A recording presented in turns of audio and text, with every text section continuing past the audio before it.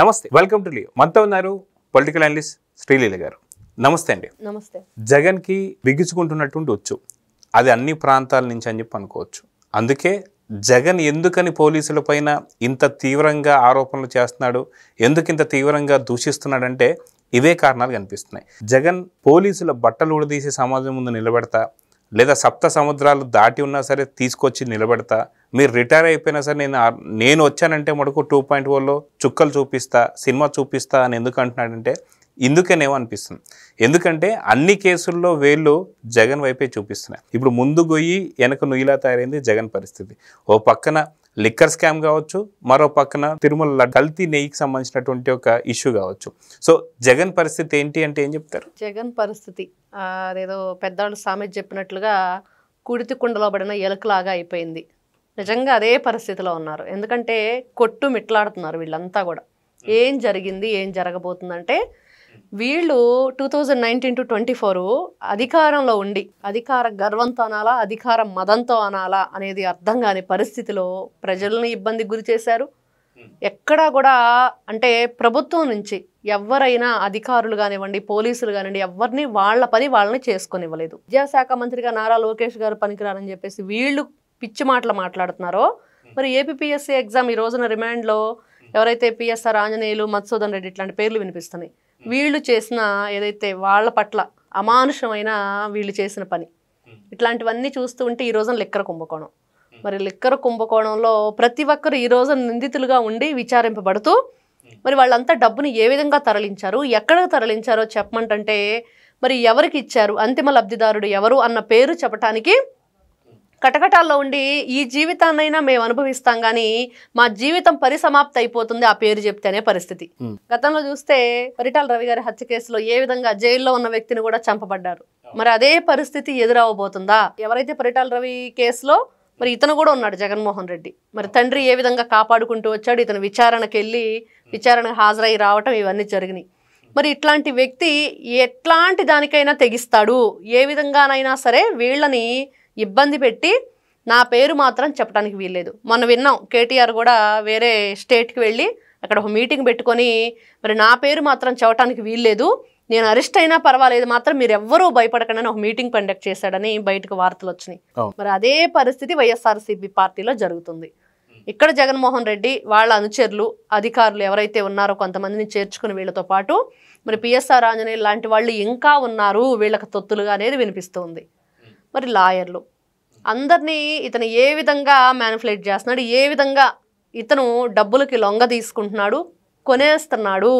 ఈ రోజున ఎవరైతే రాజకేశ్ రెడ్డి లాంటి వాళ్ళు, లేకపోతే ఎవరైతే ధనంజయ రెడ్డి లాంటి వాళ్ళు, కృష్ణమోహన్ రెడ్డి వీళ్ళందరూ ఉన్నారో, బాలాజీ గోవిందప్ప, మరి వీళ్ళందరూ కూడా గతంలో ఏ అధికార హోదాలో ఉన్నారు, ఏ విధంగా వీళ్ళ పనులు జరిగినాయి, ఏ విధంగా వీళ్ళు డబ్బుల్ని కొల్లగొట్టి జగన్మోహన్ రెడ్డి బ్యాచ్ అంతా కలిసి వాళ్ళ బిగ్ బాస్కి చేరవేశారు. ఎన్ని విధాలుగా అంటే పైపులు అన్నీ కూడా ఒక లారీలో తరలిస్తే దాని లోపల ఒక సీక్రెట్ బాక్స్లో కోట్ల రూపాయలు డబ్బులు పెట్టడం, మరి ఈ డబ్బుని 2024 ఎలక్షన్కి వాడటం. అంటే గతంలో వీళ్ళు ఫస్ట్ చెప్పింది అదే, పార్టీ ఫండ్స్ అన్నీ కూడా ఈ మద్యం డబ్బులతోనే నడిచినాయి. మరి ఓట్లకు సంబంధించి కూడా ఎలక్షన్ అప్పుడు కూడా ఈ మద్యం డబ్బులతోనే అందరికి కూడా ఫండ్స్ ఇవ్వటం జరిగింది, ఎమ్మెల్యేలకి అందరికి కూడా అనేది. ఈ రోజున అదే విషయాన్ని వీళ్ళు చూడటం. ముఖ్యంగా రాజకేశ్ రెడ్డి డ్రైవర్ శ్రీకాంత్ అనే వ్యక్తి ఎలాంటి విషయాలు బయటికి చెప్పాడు, ఇక్కడ డ్రైవర్లని, వాళ్ళకి దగ్గరగా ఉండే వ్యక్తుల్ని, పిఎల్ని అందరినీ ఇన్వాల్వ్ చేశారు. మరి జగన్మోహన్ రెడ్డి నిజంగా ఈ రోజున ఎన్ని విధాలుగా అన్ని వైపుల నుంచి కూడా మీరంటున్నట్లుగా ఉచ్చు బిగుస్తుంది. ఒకవైపు తిరుమల తిరుపతి దేవస్థానం అంటే కల్తీ నెయ్యి, మరి వీళ్ళు మాట్లాడుతున్నారు రకరకాలుగా, కల్తీ నెయ్యి అవశేషాలు కలవలేదు, అది ఇది, మరి ఎట్లాంటి కొవ్వు కూడా కలవలేదని. ఇంకా ఎవరు చెప్పారు కలవలేదని? ఈ రోజున పామాయిలు మిగతా కొన్ని రసాయనాలు కలిపి చేశారు అనేది తేలుతుంది. ఇంకా విచారణ జరగాలి, ఇంకా ఎన్ని విధాలుగా వీళ్ళు దాంట్లో చేశారు అనేది తెలియాలి. అయితే కేవలం వీళ్ళు అక్కడ ఏదైతే ఒక పాల ఉత్పత్తికి సంబంధించిన దానికి వాళ్ళు అసలు పాల ఉత్పత్తి చేసే సంస్థే కాదనేది ఈ రోజు నిరూపితమైంది. మరి పామాయిల్తో చేసినవి ఉన్నాయి ఇంకా రకరకాలవి. మరి ఆ రోజున ఏదైతే రిపోర్ట్ వచ్చిందో దాంట్లో ఇట్లాంటి జంతువులకు సంబంధించిన అవశేషాలు ఉన్నాయని, దానికి సంబంధించి ఇంకా లోతైన విచారణ జరపాలి. ఈ రోజున చెవిరెడ్డి భాస్కర్ రెడ్డి లాంటి వ్యక్తులు మరి వీళ్ళు వచ్చేసి మీడియా సమావేశం పెట్టి అతను మాట్లాడుతున్నాడు, ఏమాత్రం నాకు సంబంధం లేదు, నేను ధర్మరాజు లాంటి వాడిని అని. కాకాణి గోవర్ధన్ రెడ్డి కూతురు కూడా అదే మాట చెప్తుంది, మా నాన్న చాలా మంచివాడని. మంచివాడైతే మరి ఉగ్రవాదులు యూజ్ చేసే యాప్ ఎలా యూజ్ చేశాడు? అంత మంచితనంగా ఉందా? మీ నానంటే ఎవరి తండ్రి అయినా వాళ్ళకు ఉండొచ్చు. కాకపోతే ఇక్కడ రాష్ట్ర ప్రజలతోటి వాళ్ళ జీవితాలతోటి ఈ రోజున దొంగ పోలీస్ ఆటాడుతూ 55 రోజులు కనిపించకుండా పోయిన కాకాని గోవర్ధన్ రెడ్డి లాంటి వాళ్ళు. మరి అదేవిధంగా చూసుకుంటే జగన్మోహన్ రెడ్డి అండ్ బ్యాచ్ నిజంగా ఒక దొంగల ముఠ, లిక్కర్ రాక్షసులు వీళ్ళంతా. వీళ్ళు చేసిన ఈ అరాచకాలు, అన్యాయాలు ఒక్కొక్కటిగా వెలుగు చూస్తూ ఉంటే నిజంగా లిక్కర్ కుంభకోణం అనేది ఎంత దారుణంగా చేశారు. ప్రజల్ని చంపేయటమే కాదు, వాళ్ళ జీవితాలు ఈ రోజున ఎంతమంది అనారోగ్యంతో ఉన్నారు, ఎంతమంది ఎన్ని విధాలుగా ఆర్గన్స్ దెబ్బతిని వాళ్ళు ప్రతిరోజు కూడా వాళ్ళకి ఏ విధంగా హాస్పిటల్ చుట్టూ తిరుగుతూ, మరి ఇంటి యజమాని అంటే ఇంట్లో సంపాదన లేకపోతే ఏ విధంగా ఉండిద్ది వాళ్ళ జీవితం. ఇన్ని విధాలుగా జగన్మోహన్ రెడ్డి చేసి ఇంకా ఏమాత్రం భయం లేకుండా, బెరుకు లేకుండా ప్రజల మధ్యకు వచ్చి గంజాయి బ్యాచ్ని ప్రోత్సహిస్తూ రేపు నేను జైలుకి వెళ్తే మీరంతా బయటకు వచ్చేసి నాకు సపోర్ట్ చేయాలి అన్నట్లుగానే ఉంది జగన్మోహన్ రెడ్డి వాలకం. మరి ఏమాత్రం ఇబ్బంది ఎక్కడా కూడా అతనికి నిస్సిగ్గుగా అన్నట్లుగా బయటకు వచ్చేసి ఎన్ని తప్పులు చేసినా మేము ఇలానే ఉంటాం, ఇలానే మాట్లాడతాం, తప్పులు చేస్తూ ఉంటాం, ఇలానే తప్పించుకొని తిరుగుతాం, వైఎస్ఆర్సీపీ బ్రాండ్ అంతే అనేది ఈ రోజు నిరూపించుకుంటున్నారు. జగన్మోహన్ రెడ్డి ఎన్ని కుయుక్తులు, ఎన్ని ఇట్లాంటి ప్రాంతీయ విభేదాలు, లేకపోతే అమరావతి మీద పిచ్చి మాటలు మాట్లాడించడం, ఇట్లాంటి ఎన్ని రకాల ప్రయత్నాలు చేసినా వీళ్ళు తప్పించుకోలేరు. ఖచ్చితంగా శిక్ష అనుభవించి తీరాల్సిందే అనేది మనకి ఇక్కడ కనిపిస్తుంది. అయితే వేగవంతం చేశారు. అటు కల్తీ నెయ్యికి సంబంధించి కావచ్చు, లిక్కర్ స్కామ్స్ సంబంధించి కావచ్చు, పూర్తి ఆధారాలు దొరికిపోయాయి అని చెప్పేసి అయితే ఇప్పటికి తేలిపోతుంది. అయితే జూన్ 11వ తారీఖు ఉదయం 11 గంటలకి 11 నిమిషాలకి 11 సెకండ్లకి సో ఈ 11వ ఎమ్మెల్యేని కూడా అరెస్ట్ చేయబోతున్నారని చెప్పి కొన్ని వార్తలు అయితే వస్తున్నాయి. సో ఎట్లయితే అరెస్ట్ అయినటువంటి కొద్ది నిమిషాల్లోనే ఉన్నటువంటి 10 మంది ఎమ్మెల్యేలు కూడా పూర్తిగా ఎగిరిపోయే పక్షుల్లా కూడా కనిపిస్తూ వస్తున్నారు. సో నిజంగా ముహూర్తం ఫిక్స్ అయిపోయిందా అంటే ఏమంటారు? ఖచ్చితంగా అండి. ఇక్కడైతే జగన్మోహన్ రెడ్డి అండ్ బ్యాచ్ ఎవరైతే ఉన్నారో ఈ రోజున వాళ్ళు పోలీస్ స్టేషన్లో ఉండి ఇబ్బంది పడుతూ అయినా చెప్పటానికి ఏ విధంగా వాళ్ళు భయభ్రాంతులు గురి చేస్తున్నారు వీళ్ళు. దాన్ని బట్టి అర్థమైపోతుంది ఎవరు బిగ్ బాస్ అంటే.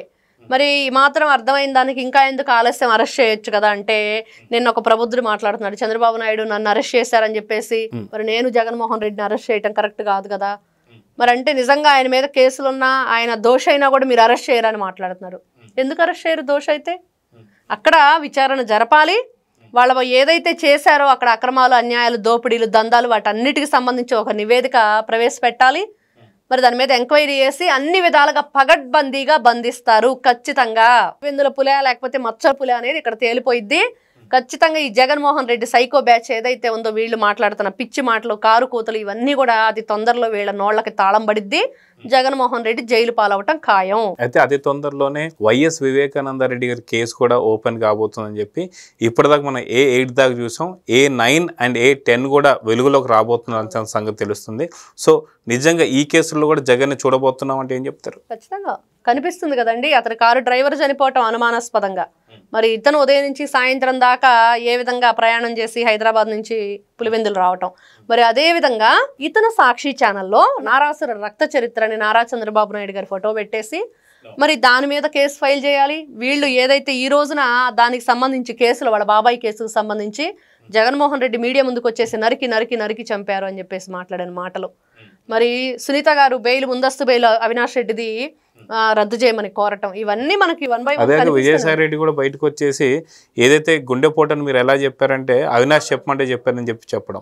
సో ఇవన్నీ కూడా అతను ఎంత కన్ఫ్యూజన్ గా మాట్లాడాడంటే, అవినాష్ రెడ్డి ఫోన్ చేశానంటాడు, అవినాష్ రెడ్డి మాట్లాడి హలో అని పక్క వ్యక్తికి ఇచ్చానంటాడు, పక్క నుంచి ఎవరో గుండెపోటు అని చెప్తూ నాకు వినిపించిందని అంటాడు. ఇన్ని విధాలుగా విజయసాయి రెడ్డి మాట్లాడిన మాటలు అంటే ఇక్కడ ఒక అబద్ధాన్ని కప్పిపుచ్చుకునే ప్రయత్నం.